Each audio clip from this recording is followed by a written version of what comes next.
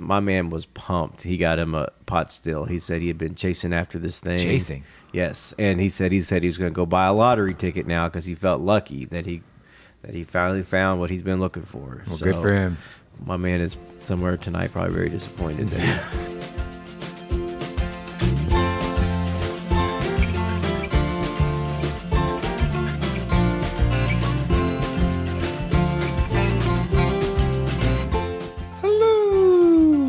Welcome, everyone, to episode 49 of The Mashup, the best bourbon conversation you're going to hear all week long. We're your hosts, Michael, Anthony, and Steven.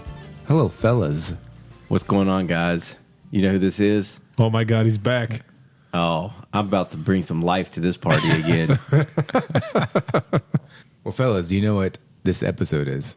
No. It is our 1 year anniversary. Oh. Well, 1 year. One stinking year. I can't believe that. It seems like it was. It seems like it was yesterday. Nah. So, do we celebrate or something? We should take I feel like we're always celebrating something, right? We did a 10th episode, somebody's birthday, Yeah. 20th episode.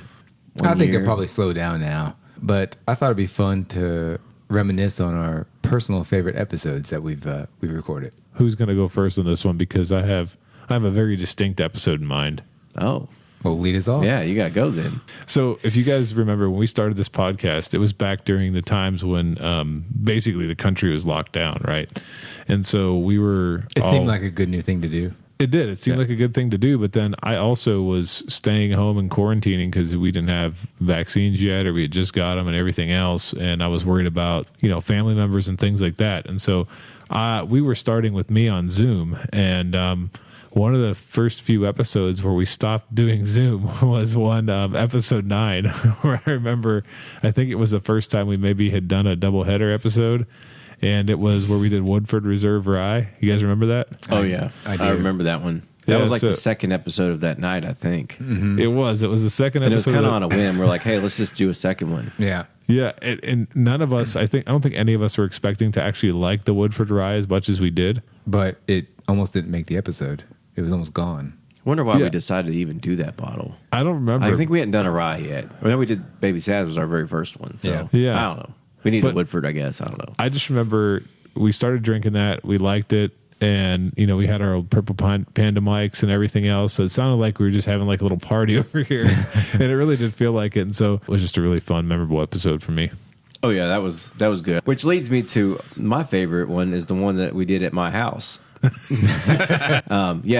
I think it was 21. It was nothing about the Knob Creek 12. That was all right. That was fine. But, not having to leave my house. At that time, I think my wife was out of town, and I had the kids. So I was like, hey, just come on over. And you guys just remember my dog snoring on the living room couch at like 80 decibels. So yeah. I thought about that today just because last night my dog was snoring so loud that I couldn't even sleep. So, I thought, what, that was kind of fun. And then I being at my own house, I think I was able to get out a couple of my bottles that I didn't, predetermine and bring over, so we were able to get those out and enjoy them. And it was like a little different. It's kind of the way we're sitting now. It was like sitting around a table, a little more conversational than the way we were sitting. The way we were sitting before. That was the first time we'd done it like that. So that was my favorite.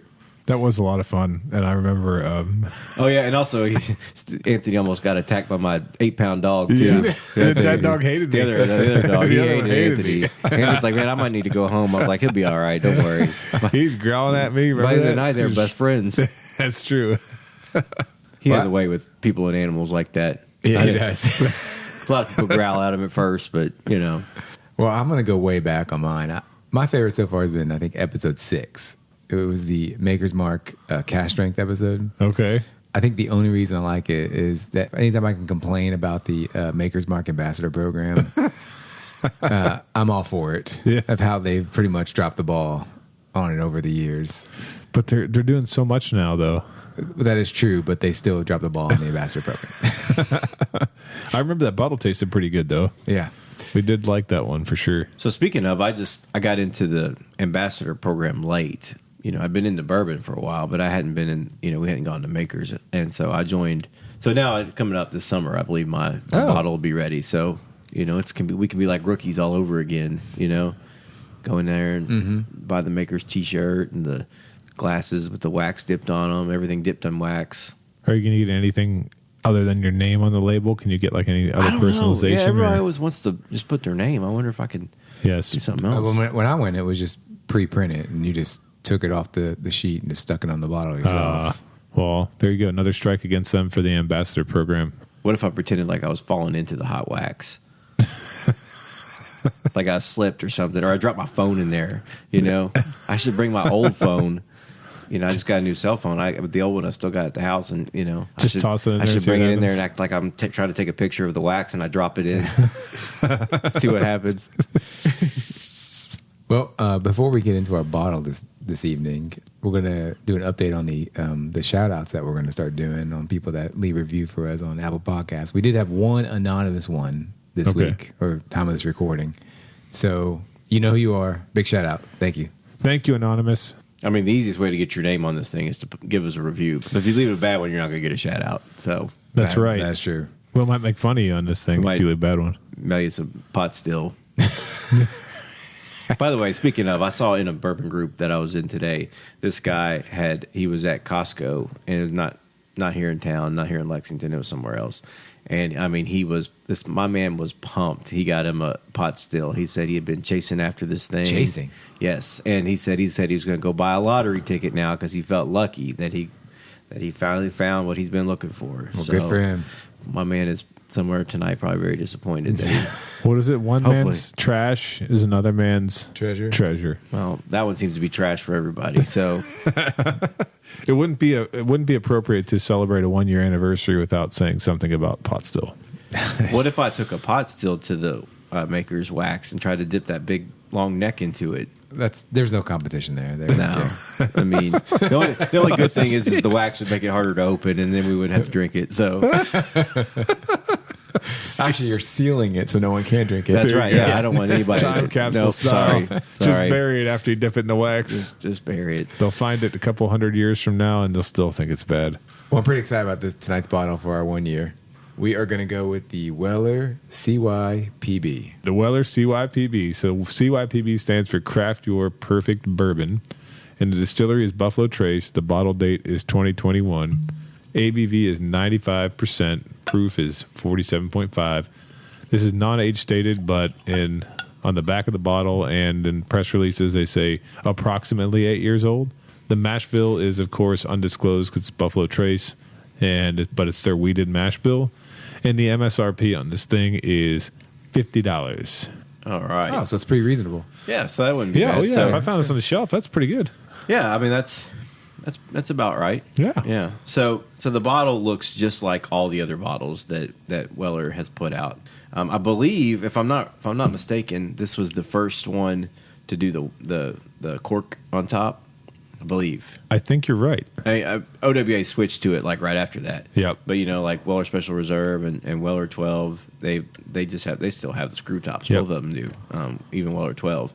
And now I think all the other ones up the levels have the cork. So same label as all the other ones, except this one's white. I remember, like I said, I was telling you guys beforehand, I was pretty green in bourbon when this one came out. So I remember getting pumped that it was the fourth one of the Wellers at that time, right? So yeah, the green, the Special Reserve, the red, and then Weller. So like you had the Special Reserve, right? We all had the Special Reserve. We all had the OWA.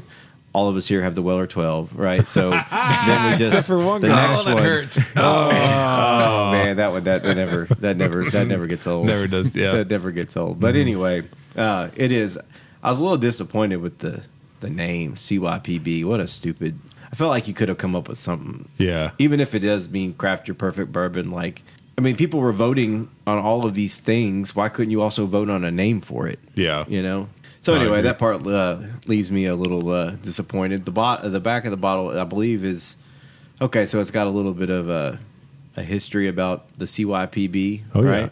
Yeah. It says basically people visited their website, yourperfectbourbon.com. Oh yes, and you got to choose the recipe, the proof, the warehouse location, and age.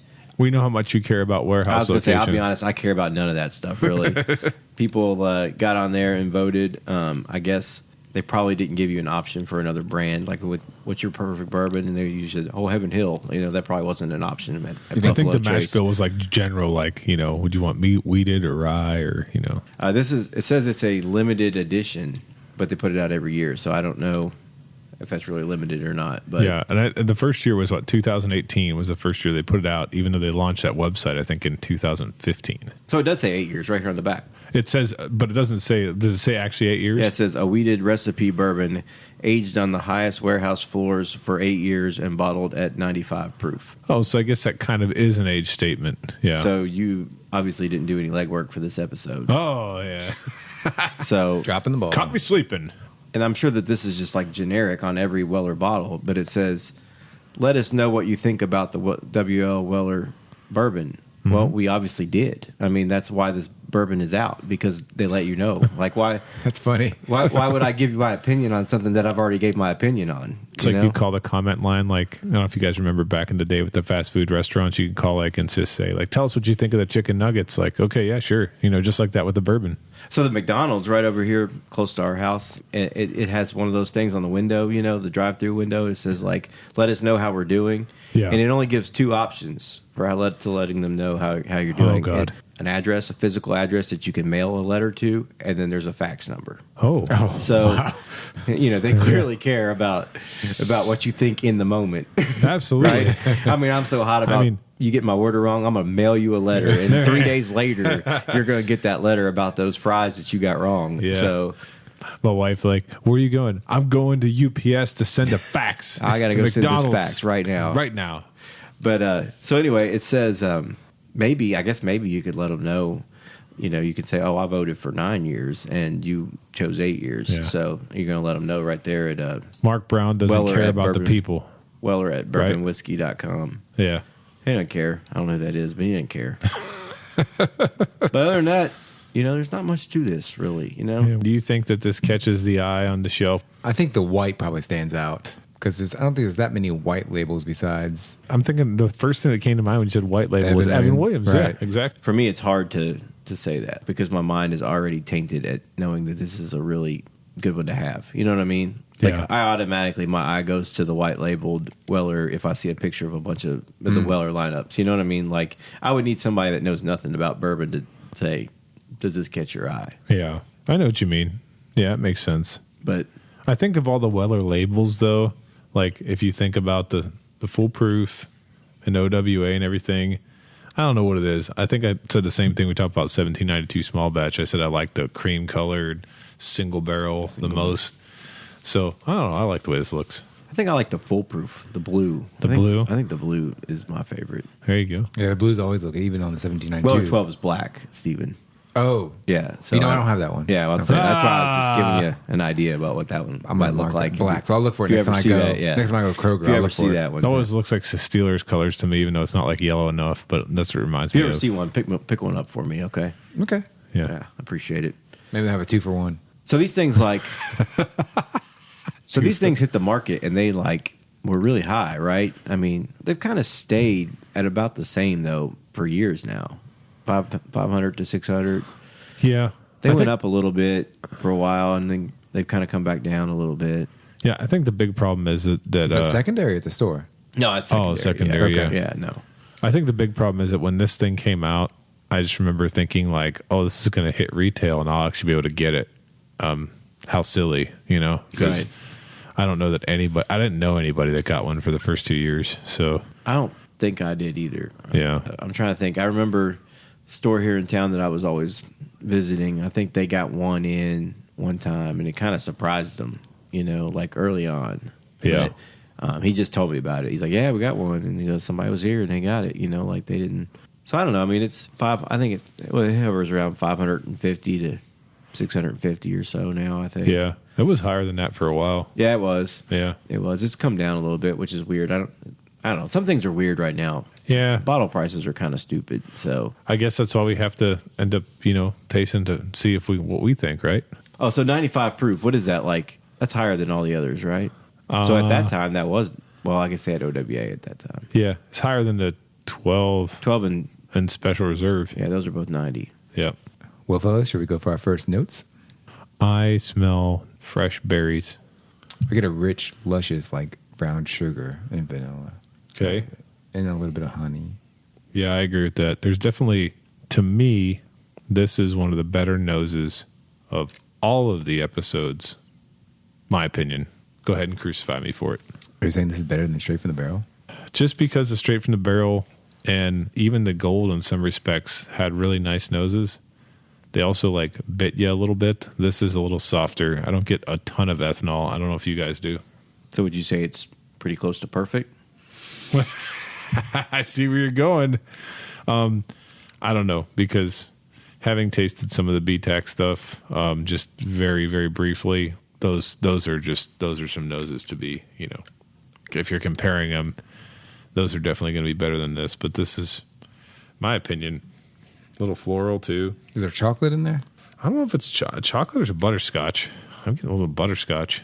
I know that when it comes to the nosing, I'm always looking at Michael when he's here because I'm like, is he getting anything? We getting anything? I think he's bored with this section of it. He is. Yeah, I get bourbon. That's what I get. You get bourbon? They all kind of smell the same to me. Straight. When you do the notes through your mouth, you definitely get a huge amount of caramel. Yep. It's pleasing though. I don't think there's That's anything. very nice. Yeah, it's very nice. Let's go for our first sip. Goes down smooth. Yeah, it's very smooth. Yeah. Yeah, it's super smooth. It's got some characteristics of all, I would say, of different characteristics that you pick up from different Weller products. It's definitely weeded. Definitely weeded. Yeah. I'm getting a little bit more of a note that you talked about previously when we were warming up here, which is a little bit of that barrel char on the back end. Right. Yeah, I forgot to mention that. I did pick up a little bit of that barrel char. I didn't really pick it up on the nose as much as I pick it up on the taste. But definitely getting the honey, a little bit of the floral stuff, a little bit of the butterscotch caramel. But it's not.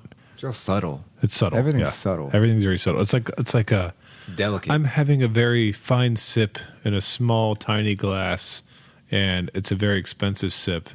Is that how you craft your own your perfect bourbon? I guess so. Subtle taste? Subtle.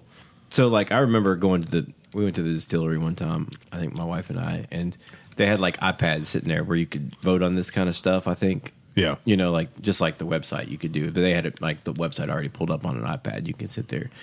And, I mean, I remember doing some of those things. And I remember my wife sitting there doing that. And I'm like, what do you know the difference between 90 proof and 95 proof and 100 proof? So, it's just interesting that they settled on. We have a random amount of people. I think Steven's kind of the scientist or whatever you call it in the group. I'm sure. Yeah. What's the one where the dots way out in the corner? Like you got all the dots are kind of in one spot. Outliers. Yeah, you got the outliers out there. So I guess that person's probably the one that's emailing saying, "How come you didn't count my vote in the speaking of going to perfect bourbon?" Speaking of going to distillery, you know what my favorite thing to do at Buffalo Trace is? Stand in line and wait for the Blantons. Once every 3 months. I know, it's not. It's when they have those cocktail hour events in the evening. Oh, okay. Those are so much fun. If anyone hasn't gone, I don't know since COVID if they're still doing it yet. Yeah, I don't think they're doing anything right now. But you buy a ticket, and you might think the ticket's like pricey. Like, I don't know if it costs like $60, $70, $80. Yeah.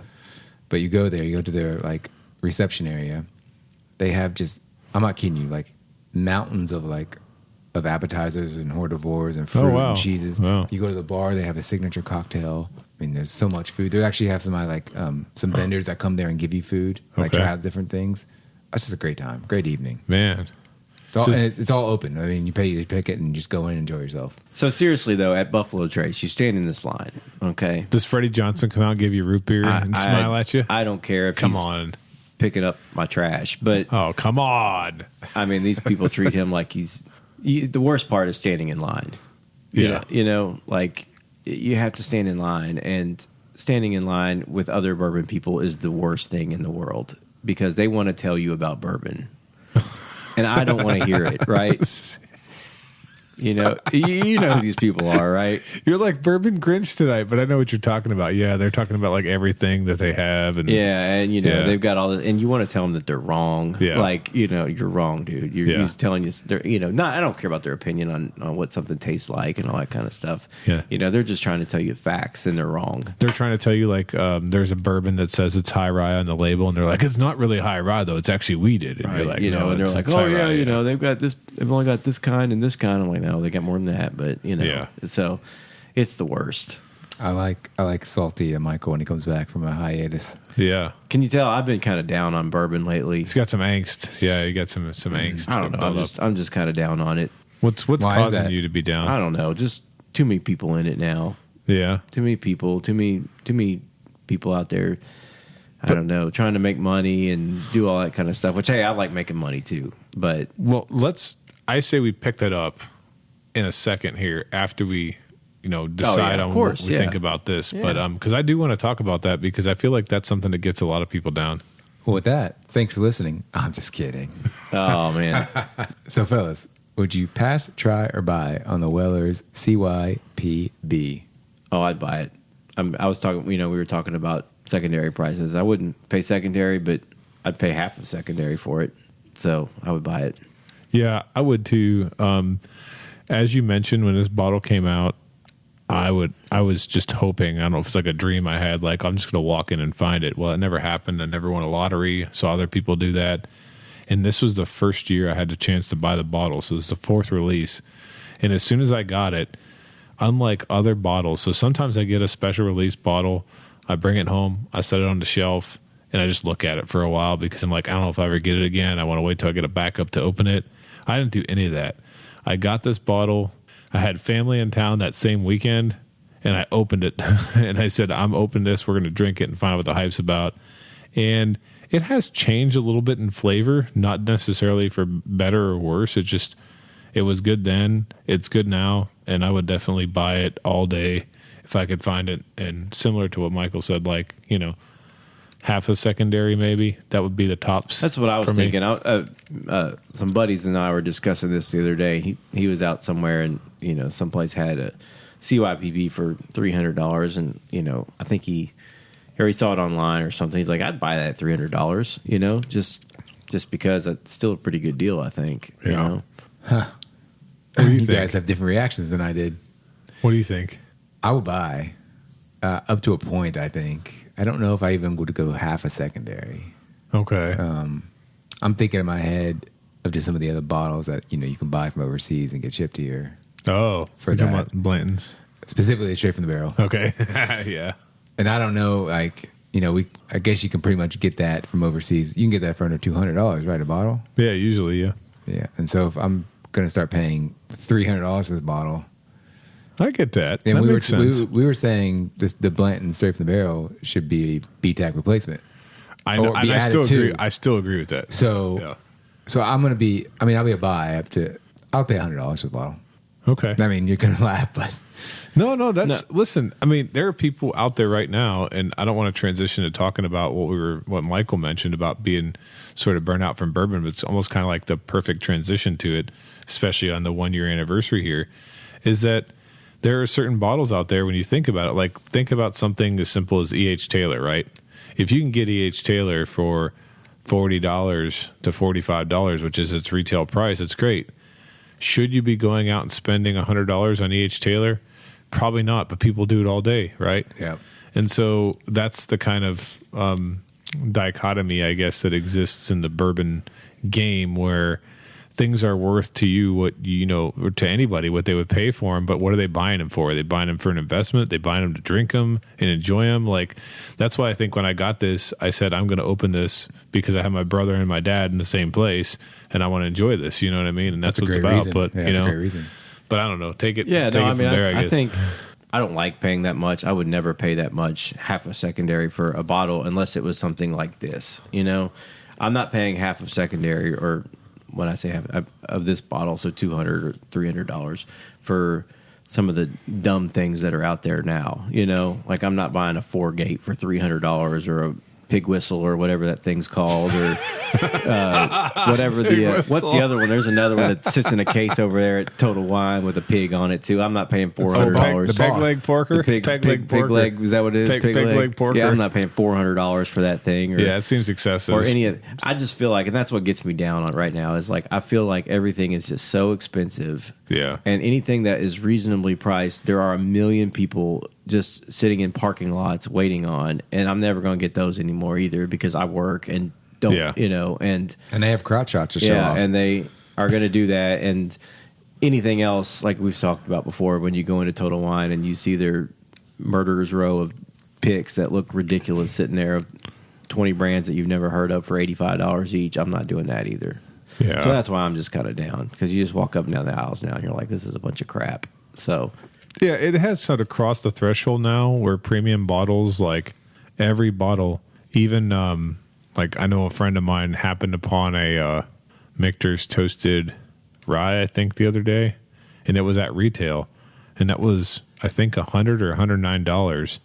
And I remember a buddy getting a Michter's Toasted Rye probably 3 or 4 years ago at retail. It was $65. Mm-hmm. And so, I get it, because... And that's not one of the ones that I'm going to reach that high for, 100 and something bucks. But I mean, those things sell for like $250, $250 to $300 on the secondary. But to me, that's the thing, I mean, and so like these brands, they got to keep... I feel like they keep increasing their prices and stuff because they can, because they're cutting the secondary, but then it doesn't stop the secondary. The secondary just goes higher. Right, yeah. I'm just not...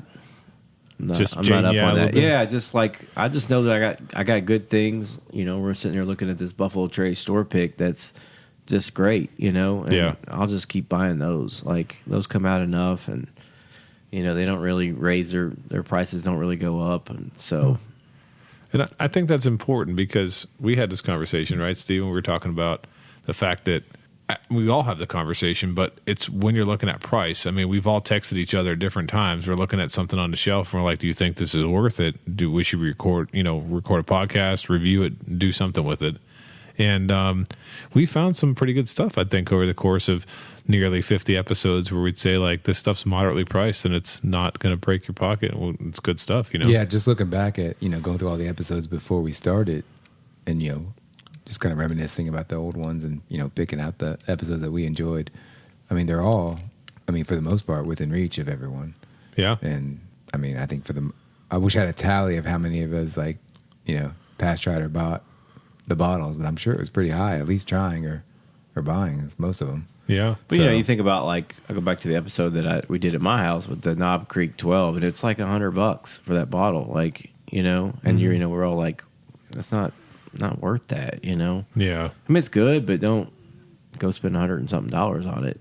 I think we're a try or buy on that bottle. Well, it might have been a try, because I think we're all like, we make fun of it, but it's not bad. It's not bad. But we were talking about the picks being a lot cheaper, and so I think we're all adapting to the new normal in some respects, and it's fun to have a whole bar of limited releases. I have quite a few bottles of different things, but at the end of the day, like, just enjoying time and hanging out with people and doing stuff like that's more important. That's what bourbon's about, not about like what can I profit off it and stuff. Even don't even get me started. I share, you're making me skeptical now. I'm thinking about people that I knew, like, that started innocently, like, I love bourbon, I'm just getting into it, I just sell a couple bottles here and there, and now, like, I don't think they drink anything. All they do is sell bottles. Yeah. Hey, that's cool. Like, I just collect mine. I don't care. Like, there's some of them I'll never open, and that's fine with me. I'll pass those on to my kids. Exactly. I was going to say, you might sell one here and there, but you're not. I sold a lot early, and then I got into it, and I'm like, you know what? I'm just going to keep these for myself. And but that's not your day to day. No, there's a lot of people that's their day to day. I'm not the person that's spending the night at Four Roses to get a 20-year-old bottle and sell it for $1,700, and then buy another one. But once the price comes down, buy it for $800, and then when it goes back up again, sell it for $1,700 again. So you're not a stock market speculator bourbon person. Yeah, so. I'm not trying to do that. I especially don't want to sit in my car right now and in front of a liquor store waiting on them to maybe put something out. So yeah, I'd rather just be sitting in my car in front of the liquor store, making a trade with someone who's getting something they want and something that I want. How's about that? Yeah, I mean, I've kind of resigned to the fact that I've probably got all the bottles that I'm going to get at a high level, you know, the high level ones, unless I trade something or, you know, maybe win something in a fireball or something. But I'm not, you know. Yeah. Well, just wait. Maybe they'll bring those in-person raffles back, and we'll be out there together. I'll still live from the raffle. God, I hope so. That would be so nice. Yeah, it would be. And with that, thanks for listening to this week's edition. Please like and follow us on Facebook, Instagram, and Twitter at The Mashup KY. Also, let us know your thoughts on this bottle in the comment section. Until next time, keep it neat.